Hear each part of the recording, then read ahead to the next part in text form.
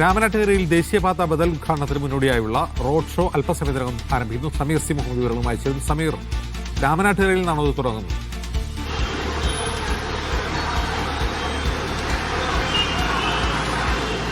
അജിംസ്, ദേശീയപാതയുടെ സമാന്തര ഉദ്ഘാടനത്തിന് ഒരുങ്ങിയിരിക്കുകയാണ് ഇപ്പോൾ രാമനാട്ടുകര. നിരവധി പേരാണ് ഇപ്പോൾ രാമനാട്ടുകരയിലേക്ക് ഈ ഉദ്ഘാടന ചടങ്ങിൻ്റെ ഭാഗമായിക്കൊണ്ട് എത്തിക്കൊണ്ടിരിക്കുന്നത്. മന്ത്രി PA മുഹമ്മദ് റിയാസിൻ്റെ നേതൃത്വത്തിലാണ് ദേശീയപാതയിലുള്ള ഈ ഒരു ഉദ്ഘാടന ചടങ്ങ് നടക്കുന്നത്, റോഡ് ഷോ നടക്കുന്നത്. അതിൻ്റെ ഭാഗമാകാൻ വേണ്ടിക്കൊണ്ട് നിരവധി പേർ ഇവിടേക്ക് എത്തിയിട്ടുണ്ട്. അപ്പോൾ തന്നെ MLA മാർ ഉൾപ്പെടെയുള്ളവർ എത്തിക്കൊണ്ടിരിക്കുന്നു. വിപുലമായ ഒരു പരിപാടിയോടെ പരമാവധി ജനപങ്കാളിത്തത്തോടു കൂടി തന്നെ ഈ ഒരു റോഡ് ഷോ നടത്തുക എന്നുള്ള ലക്ഷ്യത്തോടു കൂടി തന്നെയാണ് സർക്കാർ ഉള്ളത്, LDF ഉള്ളത്. അതിൻ്റെ ഭാഗമായിക്കൊണ്ടാണ് ഇപ്പോൾ ഇവിടേക്ക് എല്ലാവരോടും വരാൻ വേണ്ടി നിർദ്ദേശം നൽകിയിരിക്കുന്നത്. ഇവിടേക്ക് ആളുകൾ എത്തിക്കൊണ്ടിരിക്കുകയാണ്. രാമനാട്ടുകരയിൽ നിന്ന് വെങ്ങളം വരെയുള്ള റീച്ചിലാണ് ഈ റോഡ് ഷോ നടക്കുക. അതിൻ്റെ ഭാഗമായിക്കൊണ്ടാണ് ആളുകൾ ഇങ്ങോട്ട് എത്തിക്കൊണ്ടിരിക്കുന്നത്. ഇന്നിപ്പോൾ ഒരു വർക്കിംഗ് ഡേ ആണ്. നിരവധി പേര് ഇപ്പോൾ ജോലിക്കൊക്കെ പോയിട്ടുണ്ട്. അതുകൊണ്ട് തന്നെ പെട്ടെന്ന് ആളുകൾ എത്തിക്കുക എന്നുള്ളൊരു സമഗ്രമായ ദൗത്യമാണ്. എന്നാലും പരമാവധി ആളുകൾ എത്തിക്കാനുള്ള ശ്രമത്തിലാണ് എല്ലാവരും ഉള്ളത്. ഇപ്പോൾ ആളുകളൊക്കെ അതിൻ്റെ ഭാഗമായിക്കൊണ്ട് എത്തിയതാണല്ലേ? നിങ്ങൾ ഈ റോഡ് ഷോയുടെ ഭാഗമായി എത്തിയതാണ്? അതെ അതെ.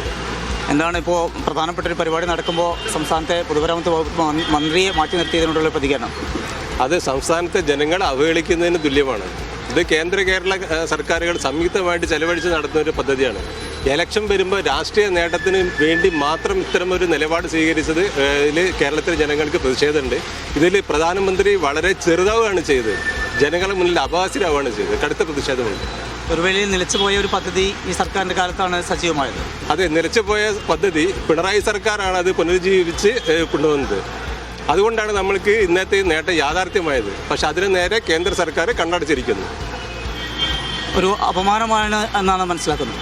കേരളത്തിലെ ജനങ്ങളോടുള്ള പൊതുവെയുള്ള ഒരു അപമാനിക്കലാണ് കേന്ദ്ര സർക്കാർ നടത്തിയിട്ടുള്ളത്.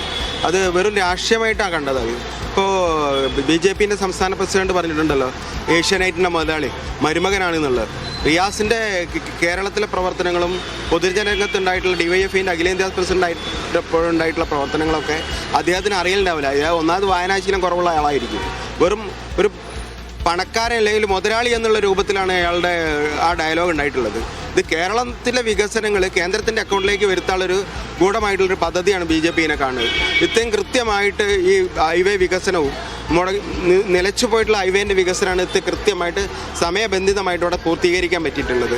അത് കൃത്യമായിട്ട് നടപ്പിലാക്കിയപ്പം അത് രാജീവ് ചന്ദ്രശേഖർ എന്ന് പറയുന്ന മുതലാളി അത് BJPൻ്റെ അക്കൗണ്ടിലേക്ക് മാറ്റാനുള്ള ഒരു കുതന്ത്രമായിട്ടാണ് എനിക്ക് കാണുന്നത്. നിതിൻ ഗഡ്കരി ഇതിനോട് എനിക്ക് യോജിക്കുന്നു തോന്നുന്നില്ല. എന്താണ് ഇപ്പോൾ മന്ത്രിയെ നമുക്ക് തന്നെ പറയാനുള്ളത്? എന്താ വെച്ചാൽ മുടങ്ങിക്കിടക്കുന്ന ഒരു സാധ്യതയായിരുന്നു. പിണറായി സർക്കാർ അധികാരത്തിൽ വന്നതിന് ശേഷമുള്ളത് യാഥാർത്ഥ്യമായത്.